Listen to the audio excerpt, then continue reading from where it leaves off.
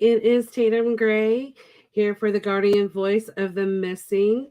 Ricky cannot join us tonight. He is working. If you guys give me one more second, I just want to make sure that it is shared over to Kansas Missing and Unsolved, and we'll get started. Let me know who's all here, and I hope you guys are having a great week.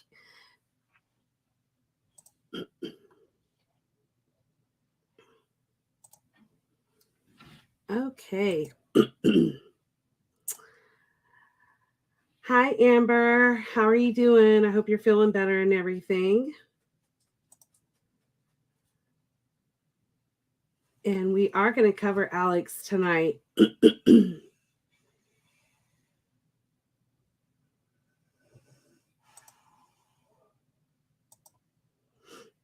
All right, guys. So it's just me tonight, so please bear with me. Lots going on right now. It's been a really busy morning. I've actually been up since probably about 3:30, 4 o'clock this morning, working on missing person stuff. So it has been a really busy day. Some things that I want to talk about tonight as well. So I want to go ahead and get started. See who else this is. Oh, Claire is here. Hi, Claire. Hope you're doing good. It's always good to talk to you, ladies. Okay, so tonight we're going to start with a case that I always share every week. Abby Rain Schaefer. She is still missing out of Kansas City, Missouri. Went missing on May 23rd of 2022. She was 22 years old. She is now 23, 5'2", 120 pounds, brown hair and brown eyes. She does have a birthmark on her forehead. She does have her nose, lip, and ears pierced, and she has multiple tattoos, which you can see there at the bottom of her flyer. Abby went missing around 12:40 p.m. on May 23rd when she got into an unknown gray car with an unknown male who had been sitting outside her home for about 6 hours prior. She was last seen on her door camera, which is that bottom photo of her in the tan crop shirt, black leggings, and Nike sandals, where she was coming in to get her cat. The car and the cat have both been located. Abby's phone had pinged in many places the day of her disappearance, but has had no activity since that day. There's been no activity on her social media as well.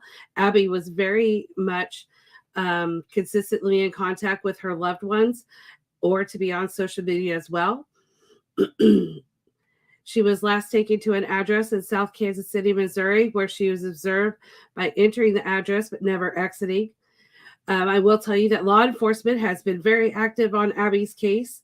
They continue to run down leads, and they have looked and turned every stone that they can possibly do in locating Abby. I know a lot of people want to say that law enforcement doesn't go out and look for people, but in Abby's case, I can tell you they have been actively looking for her from day one. If you have any information regarding Abby's disappearance or you know her whereabouts, please call the Kansas City, Missouri Police Department Sex Crimes Missing Persons Unit at 816-234-5220 or the Missouri Highway Patrol Missing Persons Clearinghouse at 866-362-6422. Her case numbers are there at the bottom of her flyer. It's been over 8 months for Abby being gone, and we are hoping that something will transpire and we could get her located and back to her loved ones, because I know they are missing her very much. Hello, Guardian. I love when you call me Guardian. Happy Thursday for Missing Persons Alert. Allison, it's always good to talk to you too. Kind of a partner in crime there, Allison. Okay, the next case that I'm going to show is another flyer that I have behind me that I am featuring. And this is Alexander. He goes by Alex, Michael Crunk, and Clara. I hope I'm saying your last name right. He went missing June 20th of 2020. He was 33 years old at the time of his disappearance. He is now 36. He went missing from Milwaukee, Wisconsin. He is 6 foot 170 pounds, black hair, and brown eyes. He does have a scar on his stomach. He does struggle with some mental health issues and had been having delusions that had been increasing over time.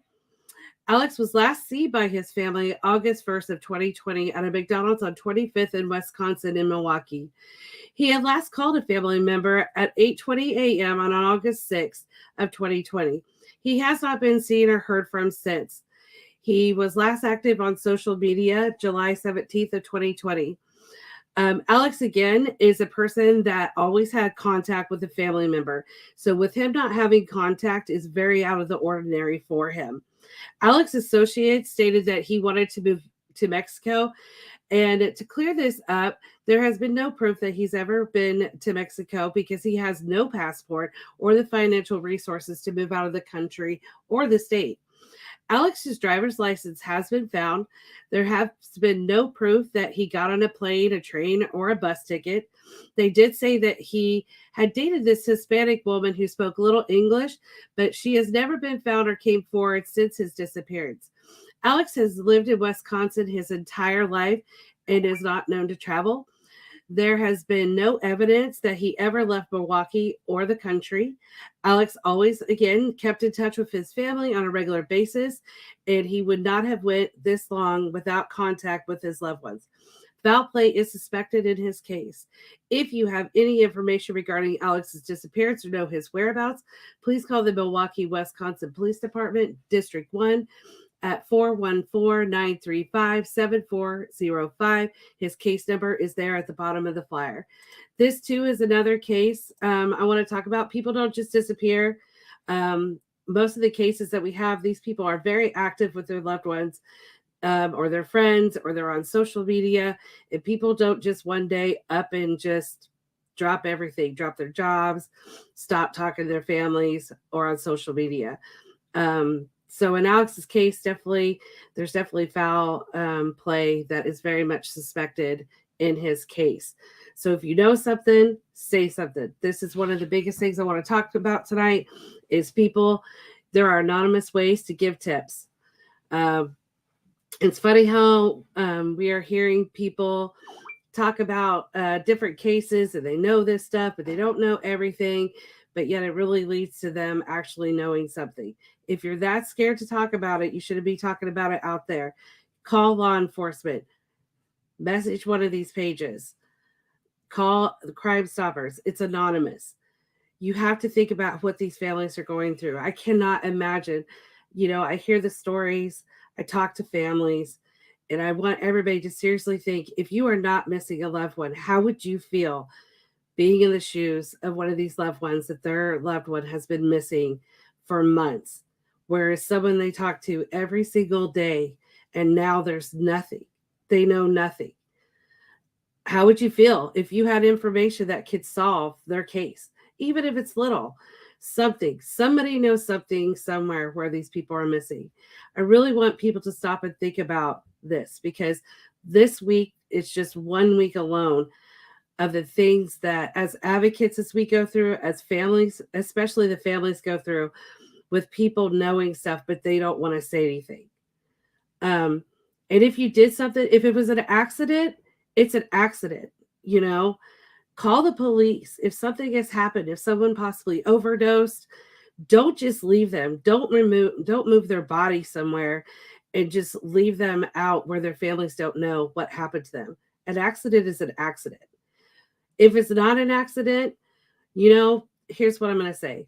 You can run, but you can't hide forever. Eventually, the story is going to get out. Someone is going to talk.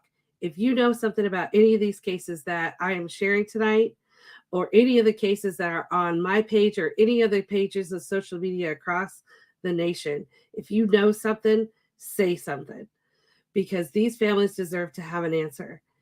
And I'm going to go on to the next case, because I could go on this for hours about how people need to stop hiding. If you're big enough to do something to someone, then stand up and be accountable for those actions, because someday this could be you. And I would not want anybody to go through what these families are going through with their missing loved one. And I will continue to be the voice for the loved ones and for the missing until they are recovered and brought back home. And if you are missing and you don't know that someone's looking for you, reach out if you see a flyer. Let us know. Everybody just wants to know that you're safe. But again, you can report things and not be known who you are. So please, I ask of you to really think long and hard of anybody that sees this podcast and you know something about a missing person. Do the right thing because you would want someone to do the right thing if it was you in their shoes. And with that, I am going to move on. We are going to a case out of California. This is Jacob Vassie. He went missing from Covina, California on January 7th, 2023. He is 15 years old, 5'7", 140 pounds, brown hair and blue eyes.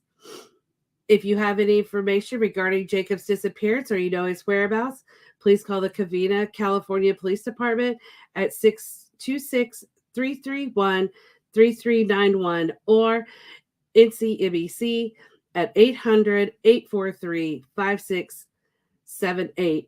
His NCMEC number is there at the bottom of the flyer. And take a few comments. Crook like truck. Thank you, Claire. I appreciate it. And I'm sorry, that is my cat Timo because he just has to be busy today. If you guys hear me clear my throat, I really think I'm getting a cold, but that's not going to stop me from talking. But I may have to take a few sips of my coffee. Yes, if you know something, say something. It is terrible. Someone always knows. That is true. You are right, Amber. Someone knows something. People don't just disappear off the face of the earth. You are most welcome. Bring Alex home. You are most welcome. Preach, Tatum. Thanks, Amber. And yes, I would love to find Alex. That is one of my missions, is to find him. So, again, if you know something, say something. The next case, this was a case that came to us last week. I was asked to do a flyer for this gentleman. This is Harry Dennis McGillen. He went missing from Alba, Iowa, July 1st, 1984. He is 21 years old. He would now be 60. His height is 6 foot, 160 pounds, brown hair, blue eyes. He does wear glasses or contacts. He does have a scar on his nose, feet from a surgery, his right thumb, and he does have a scar from a hernia surgery that he had. Harry was out of college and he had been painting a house earlier in the day. He had went home to change to go out for the evening. He had been seen around different locations around town that day and was last seen at a local bar called Waterworks. It is said that he left with 3 individuals who were his so-called friends to go cruising and drink a 6-pack of beer. These individuals said that they had dropped Harry off at his car, which is pictured there down below of his flyer. It is the closest that family could find to his 1977 Chevy Pontiac Grand Prix, which was parked around the corner from the bar at 4:30 a.m. His car has Iowa license plate number EIJ-244. There have been some searches, both public and on private land. Foul play is suspected in this case. Harry was legally declared dead in the early 1990s. If you have any information regarding Harry's disappearance or know his whereabouts, please call the Monroe County, Iowa Sheriff's Department at 641-932-7815. His case numbers and his name number is down there at the bottom of his flyer. I will tell you that I did see he does have a page up from his family, that there are some billboards that just recently came up and got put up in his area. So if you live anywhere around in that area or you want to check out more of his story, you can go to his page on Facebook. Again, I will try to get all the Facebook pages that are where families or loved ones or someone has set up a page for the missing individuals as well. Alex, as you can see, Bring Alex Home. That is his Facebook page for him. Abby Schaefer has a group page and a page on hers as well. Voice of Abby Rain Schaefer. So you guys are more than welcome to go out there and join, show support for these families and their loved ones.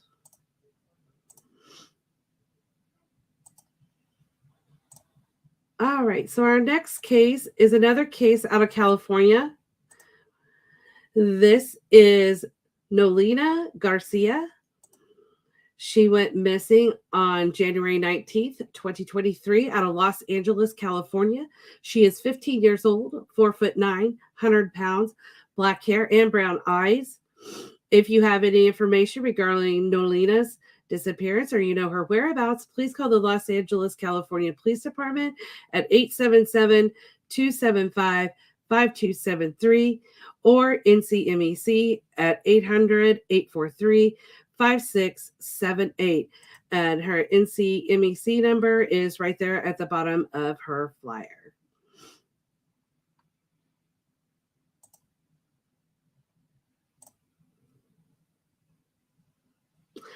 And hi, Mark. Hope you are doing well. And he is giving you guys Harry Dennis McGilligan is still missing. It's the name of his page.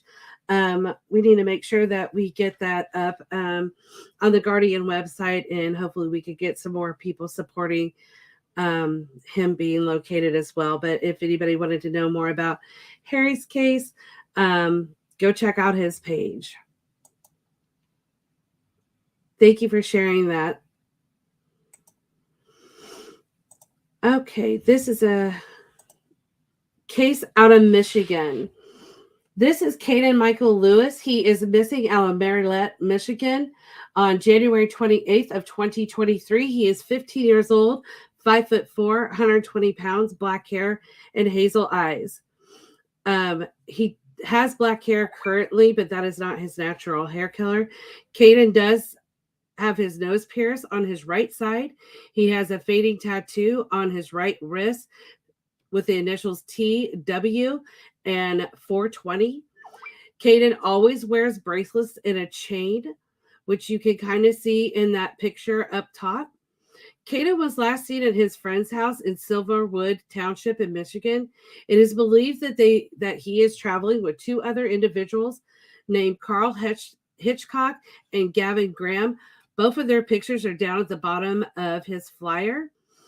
It is believed that he's possibly traveling to Hitchcock, Missouri, which is Gavin Graham's hometown, and they are in Graham's silver Jeep Patriot, which I do have a picture at the bottom as well with the Jeep and the license plate. The Jeep does have a smashed back window. Caden's phone last pinged in Flint, Michigan, but they could also be traveling to Kentucky. That is the new information that I got out on the flyer.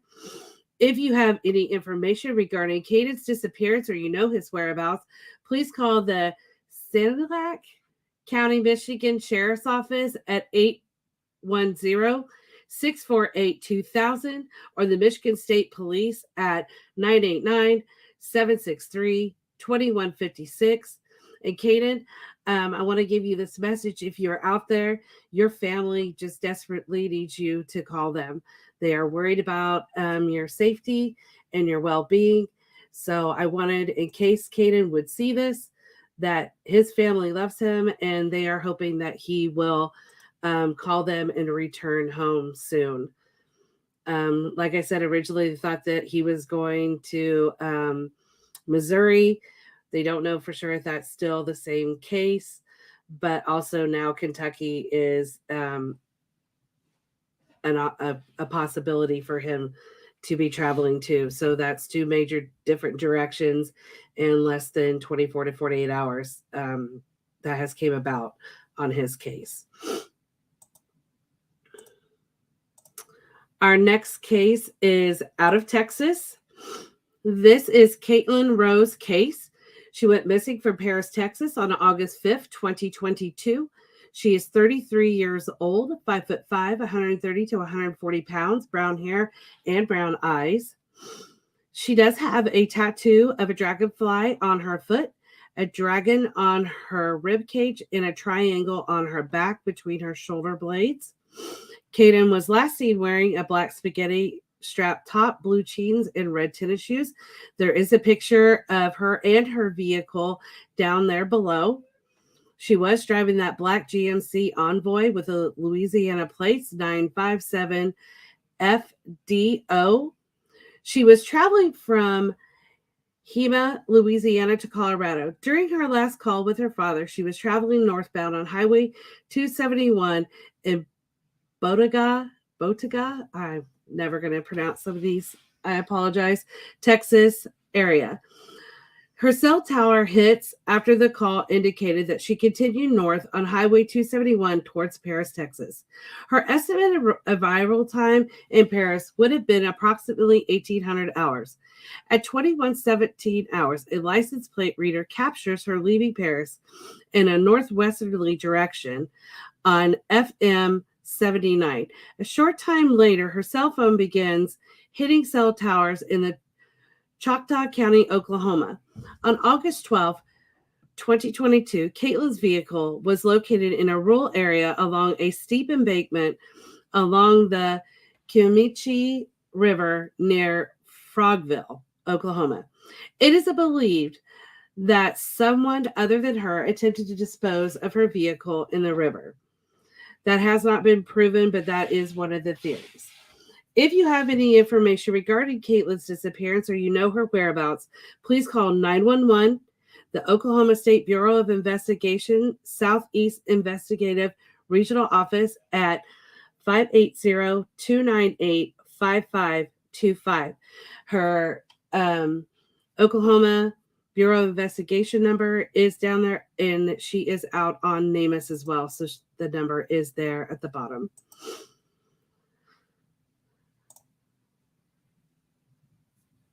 Amber says, with 3 boys gone, somebody definitely knows something. Definitely. I'm hoping that one of those boys will reach out to their loved ones. Our next case, again, is going to be another Texas case. This is Daria Lorraine Joseph.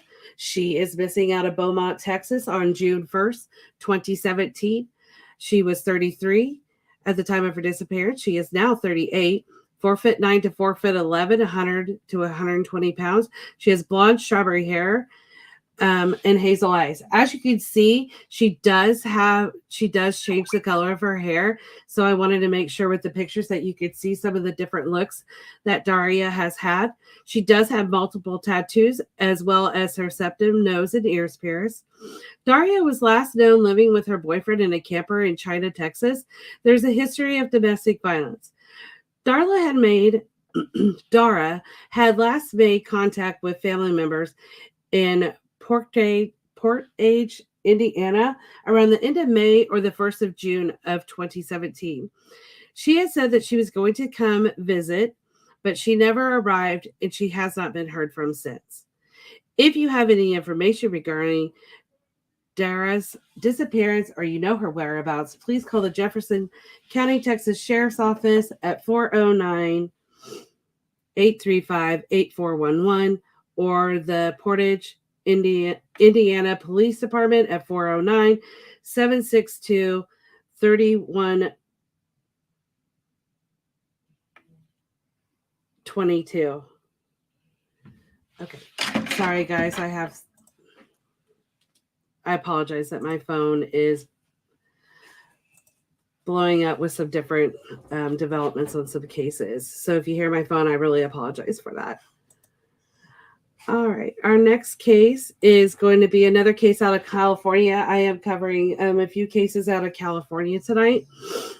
This is Jaden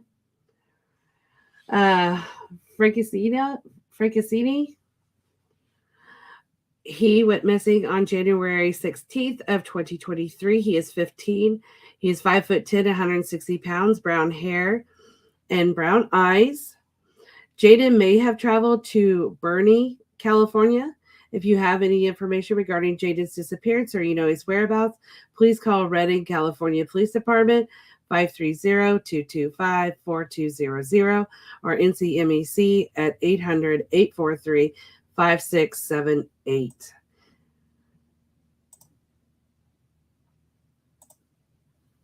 Developments could be good or bad. That is absolutely true. Um, some of the developments that have been going on today definitely could be on the good side. So I'm hoping for the best, and everybody is definitely in my prayers on that. Again, if you're a family member and you're watching this, and I do have your flyer out, if you have any additional information or any of the flyers that I've done, um, if you guys have additional pictures like tattoo pictures, I love being able to post tattoo pictures. They are great identifiable pieces for people when they're out in the public, also for law enforcement. So if you see a case and you're able to get more information, like pictures and stuff like that, I would love to put more pictures of people up on their flyers as well. So if there is family members that are out there and they see this, you can always send me a message or an email. All my information is up on the Guardian website.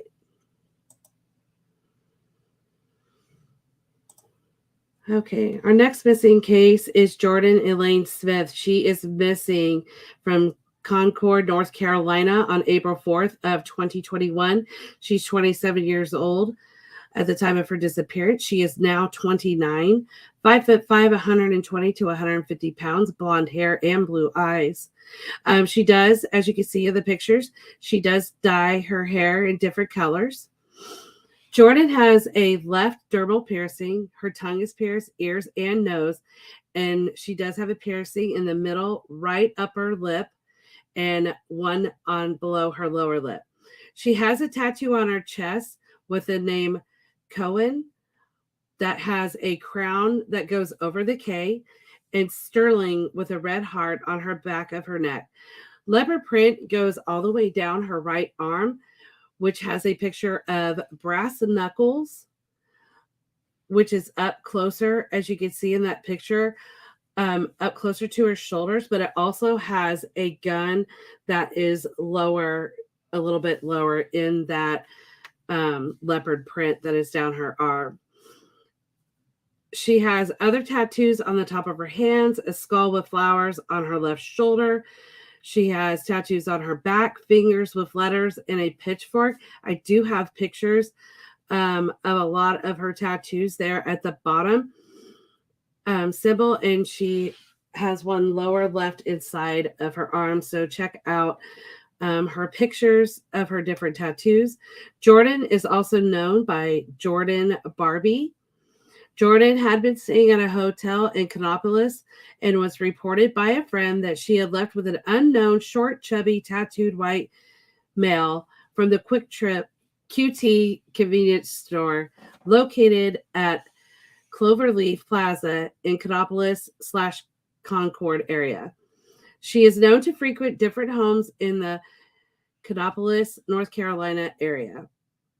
If you have any information regarding Jordan's disappearance or you know her whereabouts, please call the Concord, North Carolina Police Department at 704-786-9155.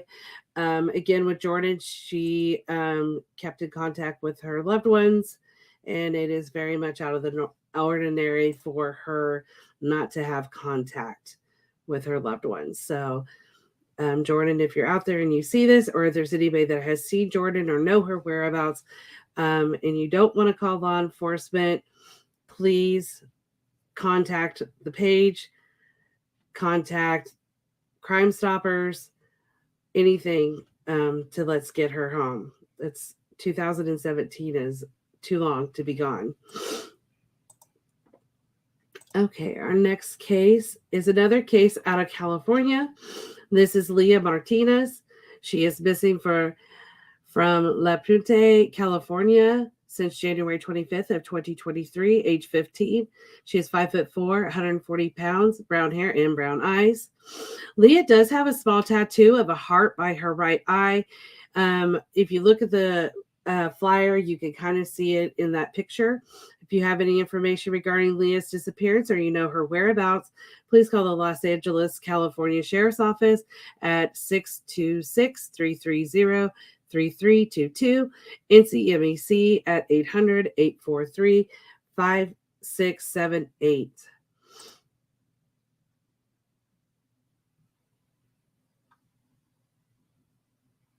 And if you guys have any questions or anything, you guys can speak up. I will answer you guys as soon as I can. Because I'm doing about 20 cases, I think, tonight. Because there's just been a lot of activity and a lot of cases I wanted to make sure that we get covered. Our next case is Michael Lamont Jones. He is missing out of Louisville, Kentucky. He went missing on August 28th of 2000. He was 32 at the time of his disappearance. He is now 55. He was 5'5", 150 pounds, black hair and brown eyes.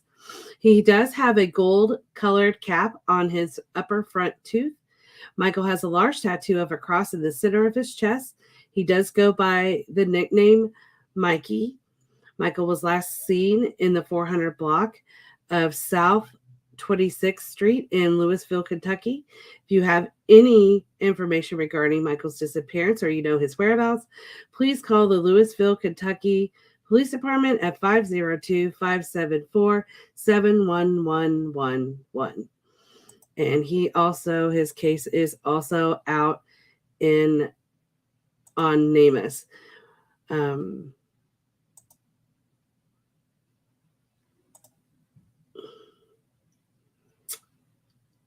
20 missing in South Dakota since New Year's Eve. Is that it? Because I feel like 20 people go missing every day in South Dakota. I can't keep up with South Dakota. Their missing rate is just crazy right now. I'm helping Rapid City get more of their cases out, and they just have a lot. So I am going to tailor back to South Dakota again. There's so many cases that I want to cover. California has a lot. I mean, in all honesty, there's so many missing cases out there. I wish I could cover them all. Again, if you guys see cases, you want them covered, you want a flyer, you want me to put it on the podcast, please reach out to me. I will most definitely get them taken care of. But I am trying to cover a lot of states, and I really like covering these cases that are not getting seen, because it does seem to help with getting flyers and stuff out there. Someone said, right, I'm not for sure who this is. There is a lot for South Dakota. I wonder why. There could be a million reasons why. Trafficking, I mean, it's probably a big one. Situations, I mean, there could be any number of reasons. But I do want to get those cases covered. The 3 missing rappers from Detroit, Michigan. They're a flyer that I am planning on doing. I have not gotten to them yet. At first I knew about the 1, and now there's 3. So, yeah, the 3 missing rappers from Detroit, Michigan, that story is very interesting. With them, they were supposed to do a show, and now they're missing. Memphis is so crazy with missing also. Yes, I have spoken to Memphis law enforcement, trying to help them with their cases as well. And it's just unreal how fast people are going missing in Memphis.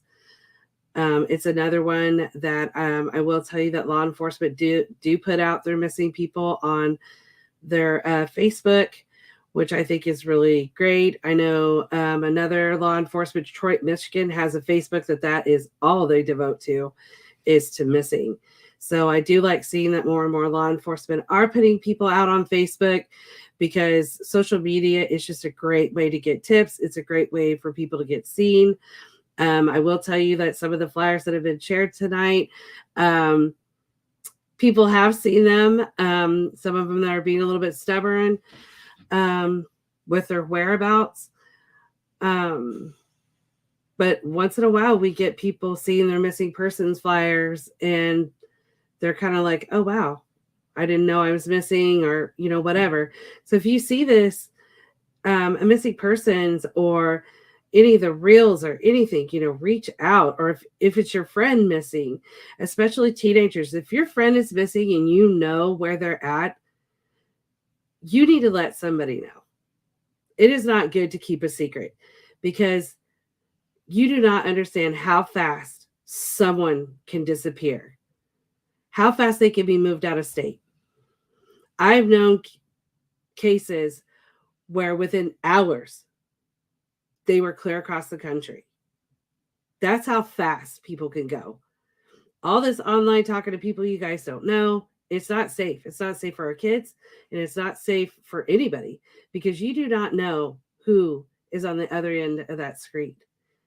You know, if something's going on, one thing that I was, want to talk to parents about, talk to your kids, get to know your kids. I know it's hard being a parent and being able to keep up with your kids when you're busy trying to give them a life, and provide food and a home and working 2 or 3 jobs. I've done that. I've been there as a mom.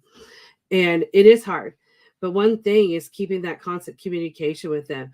If you notice that your kid is acting different, stop and talk to them. Take that 5 seconds to talk to them, if something's going on.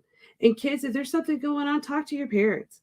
Because I'll tell you, as a parent, I'd rather know what is going on than to find out something later and I couldn't protect you or I couldn't help you.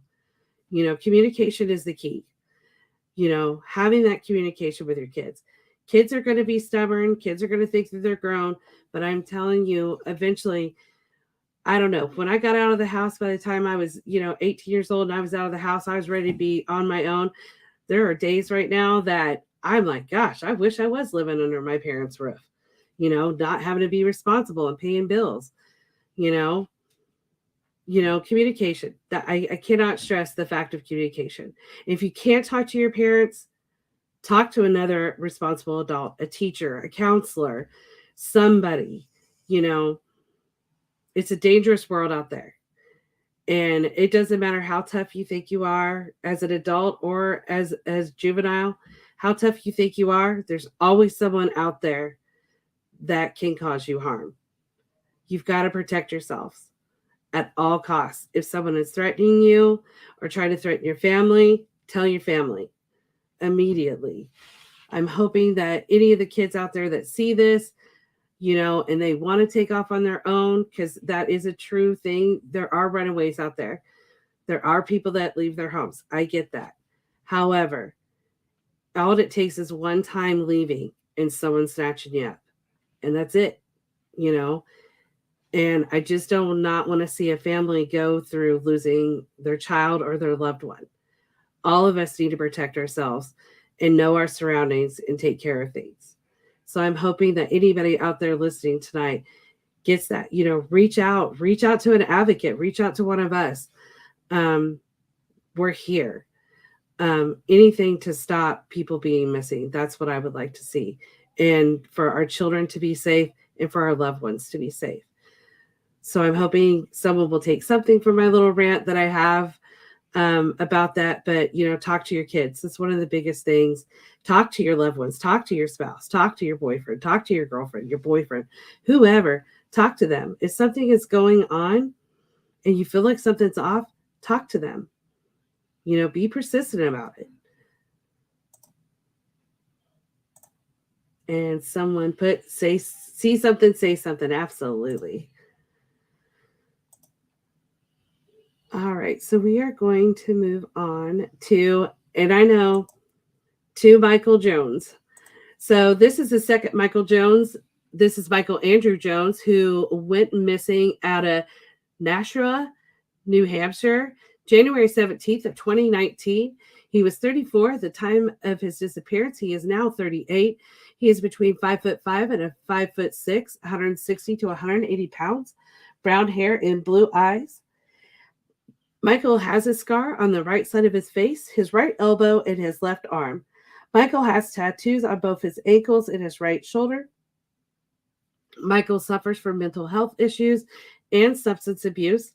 Michael was staying with friends in the area of Harbor Avenue in Nashua, New Hampshire. He was actively contacting rehabilitation centers at the time of his disappearance, and police had initially thought that he had maybe gotten in one. However, they have found out that is not the case. He was last seen wearing jeans, white sneakers, and a leather coat.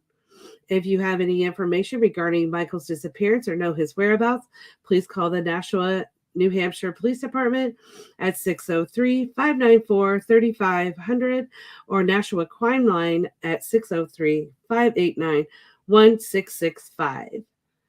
And if Michael Jones's family, I know that they have been posting a lot of stuff about him on social media.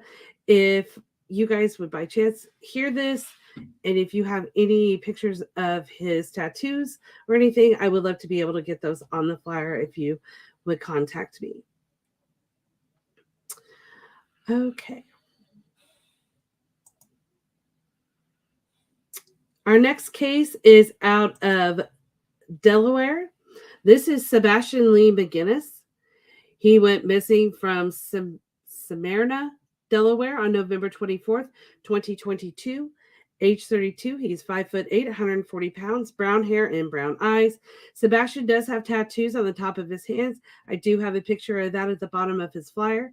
Sebastian was last seen in the area of Mill Street and Locust Street in Smyrna, Delaware, wearing a black hooded sweatshirt, blue jeans, and a black knitted hat. He had spoke to family that day about getting some food, but he had never met up with them. It is not like him to not have contact with his family. He did have his phone at the time of his disappearance. Sebastian does live a transient lifestyle. Law enforcement has done several searches, but have not been able to locate Sebastian. Foul play is suspected in his case. If you have any information regarding Sebastian's disappearance or you know his whereabouts, please contact Detective Matthew Sarkisian at Smyrna, Delaware Police Department at 302-653-9217. I know that law enforcement, again, with his case, have looked a lot of places and ran down a lot of leads trying to locate him. So if someone out there knows something, please come forward and say something. This is an older case. This is Charlene Johnson. She is missing out of Philadelphia, Pennsylvania on May 1st, 1997. She is 35 years old when she disappeared. She is now 60, 5'1", 100 pounds, black hair and brown eyes. She was wearing her hair in a ponytail on the day she went missing. She does have both of her ears pierced. Charlene has scars that go across all 4 fingers on her right hand and a scar on her outer right ankle. She does have several medical conditions. She goes by Chocolate or Yogi. Charlene had indicated the night of her disappearance that she was going to go out with a female friend, but had never returned. She was last seen in the vicinity of the 1200 block of South Carsland in Philadelphia, Pennsylvania. She was wearing a white sweatshirt, dark blue sweatpants, and black shoes with a buckle on the side. If you have any information about Charlene's disappearance or you know her whereabouts, please call the Philadelphia, Pennsylvania Police Department Special Victims Unit at 215-685-3260 or 215-385-3261. I did have someone ask me about getting an age progression on her. I am looking into that. If there's anybody out there that knows anybody that does age progressions, I know that her family and her loved ones will love to have that done. So if someone could reach out to me, if they have that information, I have reached out to a couple people and have not heard back. But if there's anybody out there that knows how to do the age progressions or knows somebody that will, please let me know so I can help the family get that done for them.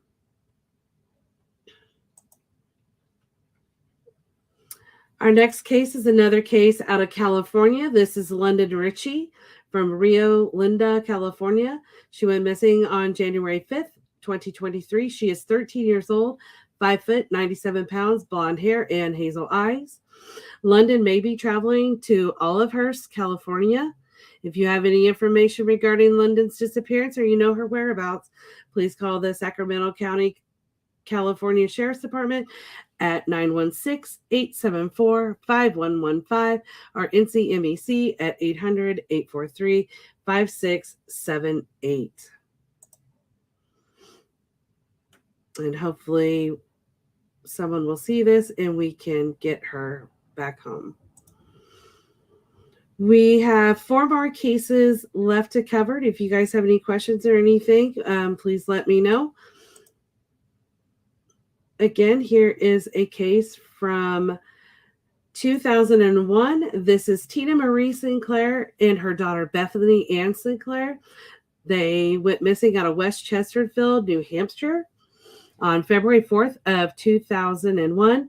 Tina was 34 at the time of her disappearance. She is now 56, 5'2", 120 pounds, blonde hair and green eyes. Bethany, at the time of her disappearance, she was 15. She would now be 37. She was 5'2", 120 pounds with brown hair and brown eyes. Tina does have both of her ears pierced. She does have a vertical surgical scar on her abdomen. She does have a butterfly tattoo on her right ankle. Tina had a broken right arm and collarbone previously. Tina, at the time, had long, well-manicured nails. Bethany, she does have a U-shaped scar on her head. She may be wearing a necklace with a crucifix or cross pennant, and she does wear glasses. Tina has the nickname T. She had recently graduated from cosmetology school and was working to open her own salon. Tina and her daughter Bethany were living with Tina's boyfriend at the time, Eugene Van Bowman Jr., on Mountain Road in Chesterfield, New Hampshire. Eugene Bowman had told authorities that Tina and him had a disagreement, and he had left the house and returned later that day. He stated that neither Tina nor her daughter Bethany were there. Both of their clothing were missing. However, belongings, including Tina's 15-year-old cat and vehicle, were still at home. They have never been heard or seen from again. Tina and Bowman's relationship at times was not stable. Bowman had a history of being a sex offender, and a family was concerned about Bethany's safety. Bowman did serve 2 years after their disappearance for molesting his 8-year-old daughter in the 1990s. Tina nor her daughter were reported missing until February 10th. The last person besides Bowman to speak with Tina or Bethany was Bethany's boyfriend the previous night at 11:30 p.m. on February the 3rd. They had made plans for Valentine's Day, and he had purchased a ring for Bethany. On February 5th, after their disappearance, an unknown female called Keene High School to report Bethany being ill and would be out for the day. On February 4th, the day of their disappearance, Bowman was last seen on his yellow Scat hovercraft at 4:30 a.m. However, after an extensive search of the area, it was unproductive. Bowman has not been cooperative with the investigation, and no arrests have been made. He is a person of interest in their disappearance. If you have any information regarding Tina or Bethany's disappearance, please call the New Hampshire State Police at 603-223-3856. There will be a follow-up to their story. I am working on getting more of information out that is not on their flyer. I am not for sure when I will have that project completed, but it's something to look into because there is a lot to this case that has not been brought to light. But it was a pretty interesting case that came to me. So keep your guys' eyes open because I will have more on their case later.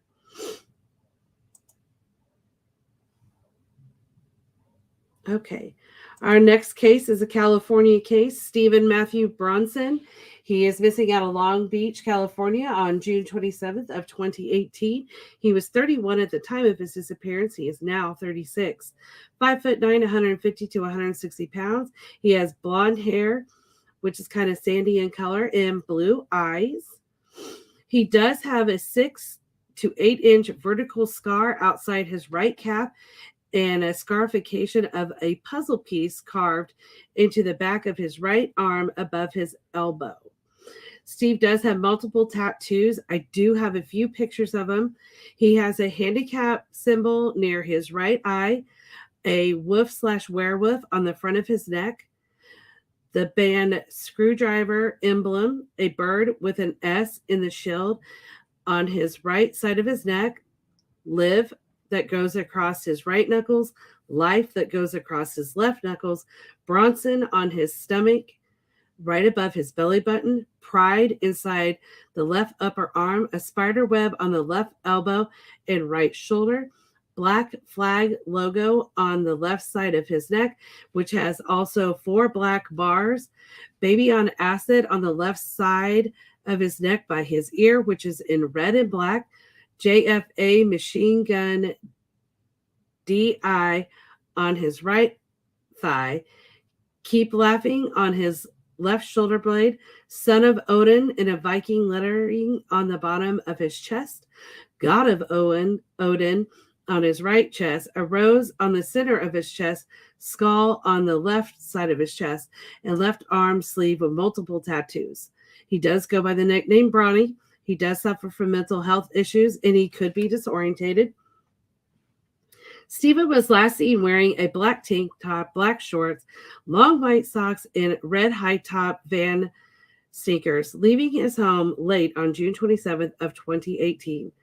He was wearing a brass ring on his right ring finger.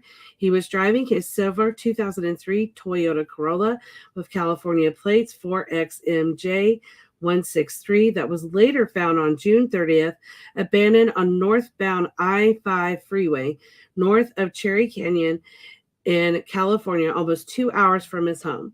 His personal belongings were still in the car and his windows were rolled down. This was very suspicious to law enforcement when they found his car. Also, his car keys were found on the ground on the passenger side. There has been no activity on his social media or his bank account. His phone has been going straight to voicemail ever since he disappeared. There has been some, his car was found on the shoulder of the road, but they said it was kind of like not a real active part of the highway, I guess. It's really unclear with that location. So if you have any information regarding Stephen's disappearance or you know his whereabouts, please call the Long Beach, California Police Department at 562-570-7246 or 562-570-7260 or 562-435-6711 or LA Crime Stoppers at 800-222-8477.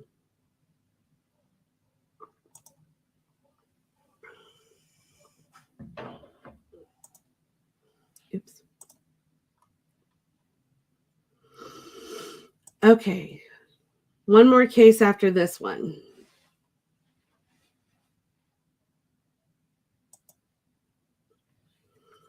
Okay. This is Steve Glenn Laird. He is missing out of Wichita, Kansas since January 29th of 2023. His age is 41. He is 5'10", 170 pounds. He is bald with blue eyes. However, he is 5'10", but he hunches over, which could make him look shorter. He does wear glasses. He has scars on his chin, neck, back, and head. He has 4 rods and screws in the center of his back. Stephen does have multiple tattoos. He has the POW on the back left calf and a geisha up on his upper left arm. Right forearm says Stephen going one way and Tyrion going the other way. On his right inner forearm with a cross with Jake on it. So I do have a few photos of his tattoos. Stephen was last seen wearing a gray Reebok sweatshirt, diamond earrings, and a black or camo New York hat, white Nike slides. He left his house in their 2011 white Ford Expedition Limited with blackout accents and a black interior. This is not their actual picture of their vehicle, but this is an example at the bottom of the flyer. The front passenger side mirror and window guard are broken. Has an Amazon sticker inside the back window on the driver's side, and it also has the handicap Kansas tag number 25135. Stephen had called his loved one and said he was on the east side of town and he's being held against his will because he owed them money. He says that he was getting beat up at the time and his phone now goes to voicemail. If you have any information regarding Stephen's disappearance or you know his whereabouts, please call the Wichita, Kansas Police Department at 316-263-6011 or KBI at 785-296-4017. I know his family is desperate to get him home, and he's very worried. I do know Stephen, so my heart does go out to his family. I'm hoping that he will be located and brought back home, and he will be safe. So if there's anybody out there in the Wichita area, and you see his vehicle or anything, please contact law enforcement right away. And Stephen, if you see this, I know you know who I am, and I'm not going to stop running your case. So if you're out there, you need to go home and take care of things. There is a lot to his story that I'm not able to give out, but I know that his family is desperate to have him come home and to be safe because there is concern about his safety. The last flyer for the night, you guys, and I appreciate you guys all being here, is Veronica Moreno. She is missing out of Santee, California. January 6th of 2023. She is 60 years old, 5'3", 115 pounds, brown hair and brown eyes. She was last seen wearing a gray zip-up hoodie, sweatshirt, and gray sweatpants. She was carrying a yellow Vans backpack with drawings on it. She has a gold necklace with a cherub charm and a white gold necklace with a cross. She was last in contact with someone on January 5th. If you have any information regarding Veronica's disappearance or you know her whereabouts, please call the San Diego, California Sheriff's Department at 858-565-5200, 858-974-2143, or NCMEC at 800-843-5678. Just a couple things regarding my page this week. Well, it's really no different than another week. One thing that I will tell you, I will not tolerate spam on my page. I do not promote private investigators for the simple fact I do not know all the private investigators. So if you're a private investigator trying to promote your business or anything like that, I can't allow it on my page. My page is solely for missing. And it's also to protect the families out there. There are tons of scams out there, and that does include people saying they are private investigators or they are search people. I cannot stress to the families, you guys have got to be careful with who you reach out and who you share information with. I have recently had a couple people come to me that they had reached out to people that had been on my page and found out they were not legitimate places. So that is why I'm going to let you guys know I'm not going to have that on my page because of the safety for the loved ones that are out there. If you do have someone contact you or you reach out and find out that it's a scam, please you can contact me immediately. Also looking in the resource for the IC3 that you can fill out on the FBI's website. These people need to be reported. It's horrible, the things that they say. That is one thing with a lot of the pages, a lot of families I work with.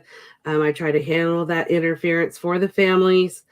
And right now, the scamming is high for people soliciting funds, saying that they have your loved one or they have information. If they have information, they need to reach out to Crime Stoppers or law enforcement. I know a lot of our families have rewards out there for their loved ones. That's what it's for. So please do not, if someone contacts you, do not tell them about sensitive stuff about your guys' cases. You've got to make sure that they are legitimate places. But I will tell you right now, on Guardian, I'm not allowing it. I do not allow fundraising on there either. I will tell you that I do make exceptions for families. I did have a family recently that they did locate their loved one. They were deceased. and they were needing to raise funds for a proper burial of their loved ones. I did allow that, and I am the one that posted their site to raise some money. That's an exception that I will make, but I will not run fundraisers for other groups and organizations. For a family, I'll do just about anything for a family. I'm not going to lie. So if you have a special circumstance or anything like that, please reach out to me. I'll make an exception. If you are a scammer, I strongly warn you that if you continue to be on my page, you are getting reported every single time you are on my page. I report everyone that is a scammer. I get it every day. I wish I didn't have to spend as much time getting rid of the spam and the scams on my missing persons page, where I could devote more time to missing people. So that is what my page is set up for. It is for missing people's, resources, flyers, information. So if there's anybody out there that wants to do something else on my page, you're going to get reported. That's just the way it is. I'll probably get banned from Facebook again for saying this, but I will ban you. I will report you. And that means completely up to the FBI. So I cannot stress it enough. I've had several families complain to me and their concerns, not complain, but voice their concerns. If you are a podcaster out there and you cannot take no from an answer from a family, shame on you. Not all these families are going to bleed everything out looking for their loved ones so you can get a show. That is inappropriate, it is unprofessional, and it needs to stop.